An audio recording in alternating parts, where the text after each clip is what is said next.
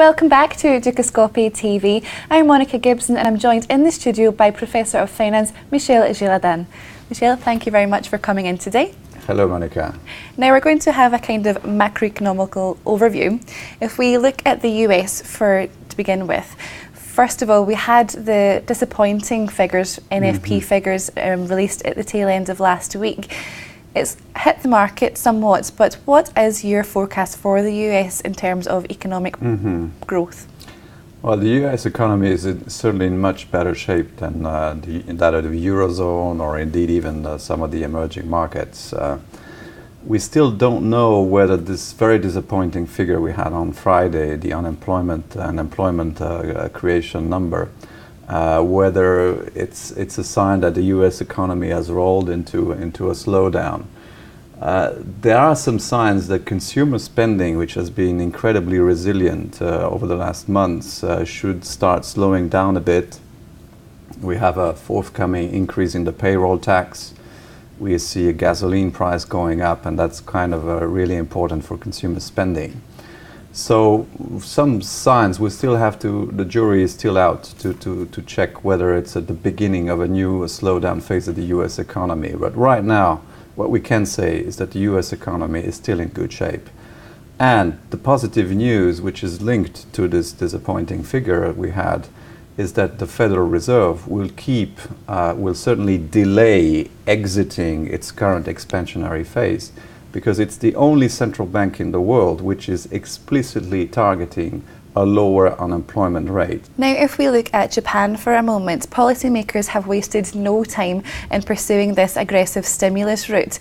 But what would you say is driving equities at the moment? Is it the macroeconomical data, or is it this political standing we're seeing? Oh, definitely, it's the political stance of the Bank of Japan and its new governor, which has announced recently, just last week, massive stimulus.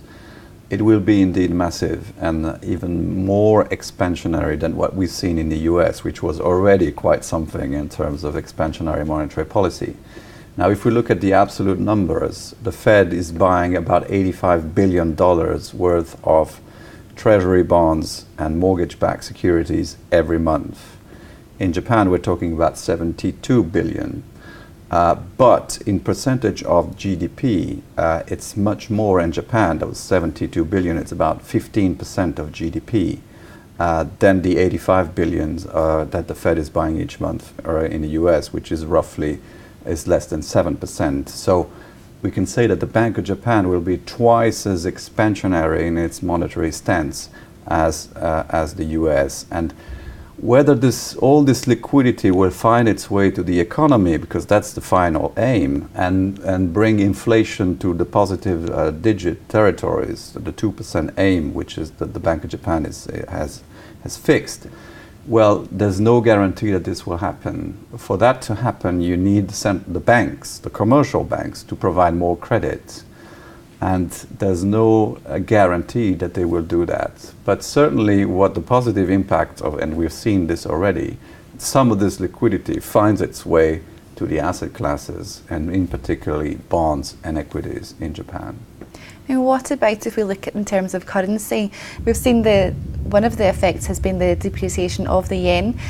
This has been a deliberate attempt, it seems, but what is your forecast for it looking forward against some of its peers, perhaps?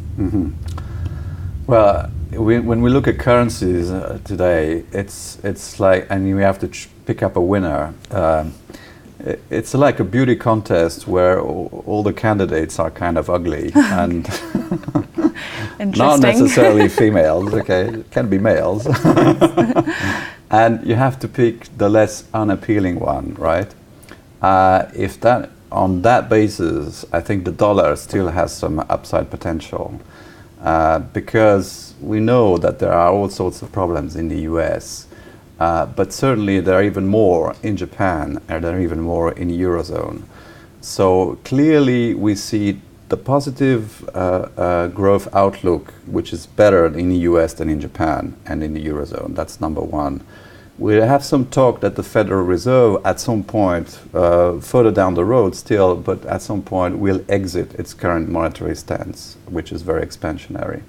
That's number two. And there are also other reasons which can actually propel the dollar higher, still higher, versus both the yen and the euro. Now, if currencies aren't taking your fancy at the moment, maybe we can look at gold or some other instruments where you might invest if you were choosing to.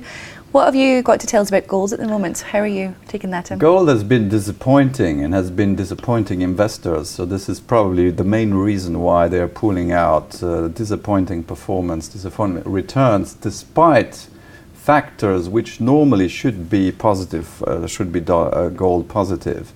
The main reason I would put forward, besides the fact that this has been disappointing, hence the weak hands, the retail investor tends to dismiss and tends to move out this asset class, is that the US economy has been in good shape, in better shape, to the point that there is some talk that Fed, the Federal Reserve, as I mentioned, will exit the current stance, a very expansionary stance of monetary policy. And this has been one factor which may explain why investors have pulled out of gold. Possibly also because, you know, with all this money printing around the world, all central banks, you know, be it in the US, in England, in the Eurozone, now in Japan, all the central banks are playing the same game, printing money in the attempt to kickstart the economy and buying back the public debt. For that to be positive for gold, we need at some point inflation to come into place. When we look at inflation, the inflationary picture has been lackluster. There's no inflation pressure. So that might be one reason why also investors have pulled out of gold. So disappointing, but I don't think we should throw the baby with the water, as we say in French. I don't know if you have a similar expression in English. But certainly, I think that gold is certainly worth keeping, because the opportunity cost for holding gold, i.e. interest rates, is zero. So hence it costs you nothing to keep gold as an asset class. And at some point, with all this money printing, we could have a spark in inflation which would flare up the gold price much higher. Well, there we go, Michel. We keep it with gold. You heard it here first. Well, thank you very much for your thoughts and for your insights today. Pleasure speaking to you, as always. Thank you. Thank you. Well, that's all from Michel and myself for the moment. Don't forget you can keep up to date with all the latest financial news stories by clicking back to Dukascopy TV. Bye for now.